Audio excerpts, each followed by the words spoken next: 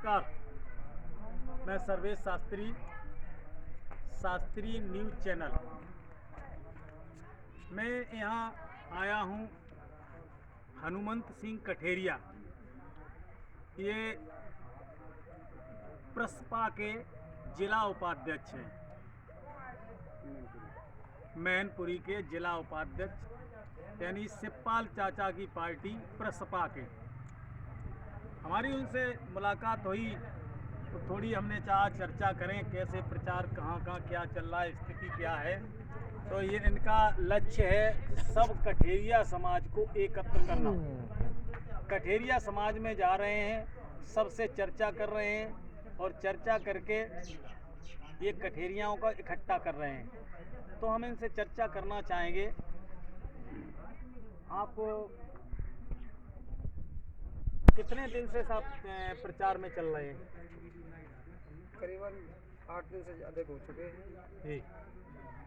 और माननीय राष्ट्रीय अध्यक्ष जी करैल विधानसभा से चुनाव लड़ रहे हैं जी। तो मैं केवल कठेरिया ही नहीं जी। पूरे दलित समुदाय को जी। सूचना दे रहा हूँ और उन्हें अवगत करा रहा हूँ कि मौका मिला है कि हम सभी को जो आगे चल करके भारतीय जनता पार्टी हमारा संविधान पर अटैक करने वाली है, उस संविधान को बचाने के लिए, बेरोजगारी को बचाने के लिए, बच्चों की शिक्षा बचाने के लिए, और जो बिजली का बिल जो इतना लग रहा है 200 रुपये जो बिल लगता था, वो बिल आज 2500 से लेकर के 5000 रुपये तक बिल लग रहा है, उसको बचाने के लिए गरीब परिवार में यहाँ दलित परिवार जो है 95% नहीं बल्कि 98% गरीब है, मजदूर है, लेबर है। वो सारे लोग अपने परिवार को महीने में ज़्यादा से ज़्यादा 15 दिन का काम लगता है और उन्हीं 15 दिन में पूरा अपना परिवार चलाते हैं। और उस परिवार को चलाने के लिए माननीय योगी जी सरकार और माननीय मोदी जी की सरकार ने उनकी जेब में जो 15 दिन का जो पैसा आता था, उस पैसे को उनने 10 दिन का पैसा चुरा लिया है।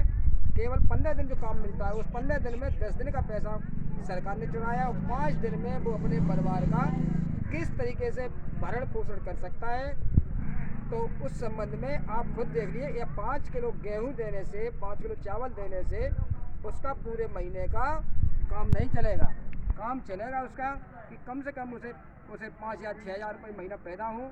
तो उस 6 हज़ार रुपये महीने पैदा करने में उसे जो अपने परिवार का पूरा भरण पोषण कर सके, उस 6 हज़ार रुपये में आज से 2012 और 17 के बीच में जब माननीय अखिलेश जी की सरकार थी, राष्ट्रीय अध्यक्ष जी मुख्यमंत्री थे, उस समय 6 हज़ार रुपये में अपना परिवार पूरा सही तरीके से मैनेज करके चल रहा था। क्योंकि उस टाइम जो है गैस सिलेंडर जो है 385 रुपये का मिल रहा था और उस पर सब्सिडी जो है 140 रुपये से लेकर 160 रुपये तक मिलती थी। आज वही सिलेंडर उस 5 साल के अंतराले में वो सिलेंडर जो है 970-980 रुपये का मिल रहा है। तो उस 980 रुपये में कितनी चोरी की है सरकार ने? सरकार ने जो चोरी की है वो चोरी तो हम लेबर और मजदूर गरीब किसान की है ना। और किसान हमारा जो इस समय पूरी तरह से भयभीत तो मारा फिर रहा है, भटक रहा है। उसका जो जब फसल तैयार होती है तो उस फसल को किसान मंडी ले जाता है, तो मंडी ले जा करके वहाँ बिचौलिए लोग जो है उसका सरकार MSP दे नहीं रही है जी। और उस नंबर 1 की क्वालिटी वाला अनाज जो है सरकार उस जो वह खरीदारी सरकार करती है, सरकार कर रही है, उस नंबर 1 वाले को नंबर 3 की क्वालिटी बता करके उसे वापस भेजती है।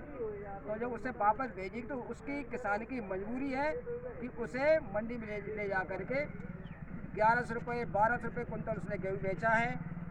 और उससे अपना जो उसने कोहरे से वो पूरे वर्ष का जो अपना खाना खाद बीज खेत की जुताई खेत की बुवाई जो सारी करता था, वो किसान उसने बोहरे से पैसा जो लिया है उसका पैसा उस किसान ने अपने उस खेत की लागत को उस बेच करके लागत भी नहीं दे पाई और बोहरे का कर्जदार ही बना गया। जैसे आप मान लो जा रहे हैं, आपने काफ़ी गांव घूमे जी और उन गांव में जा रहे हैं, तो आपने क्या रेस्पॉन्स मिल रहा है आपको वहाँ? हमारे यहाँ उत्तर प्रदेश में एक जनपद और एक विधानसभा और एक गांव की बात नहीं कर रहा हूँ जी। में पूरे उत्तर प्रदेश नहीं बल्कि पूरे देश की समस्या है कि इस समय किसान से ही पूरा हिंदुस्तान चल रहा है। बिल्कुल। और किसान जब परेशान होगा तो पूरा देश परेशान होगा। तो गांव में कुछ लोग समस्याएं तो बता रहे होंगे। बिल्कुल समस्या बता रहे हैं। उनकी समस्या कि सबसे पहले तो वो जब छोटा किसान है बेचारे, ऐसा कोई दलित परिवार ऐसा नहीं है जिस पर कि 50 और 100 150 बीघा जमीन हो। उस पर केवल ज़्यादा 5-6 बीघा जमीन है। किसी तो बहुत और करीब मान लो 50% तो लोग बेजमीन ही है, जमीन से बेदखल ही है ही नहीं जमीन पर। मान लीजिए अखिलेश जी की सरकार बन गई जी जी। तो उससे लोगों को क्या क्या लाभ मिल सकता है? जब समाजवादी पार्टी की सरकार बनेगी और मुख्यमंत्री जिस दिन अखिलेश जी शपथ लेंगे, उसके बाद माननीय अखिलेश जी गरीब, शोषित, पिछड़ा, दलित, व्यापारी, किसान के लिए ही काम करना शुरू करेंगे। कहाँ से मैनेज करेंगे वो अच्छी तरह जानते हैं। वो गरीब जनता की जेब नहीं काटेंगे और केवल गरीब जनता का भला करने के लिए पूर्ण रूप से कोशिश करेंगे, कुछ भी करेंगे।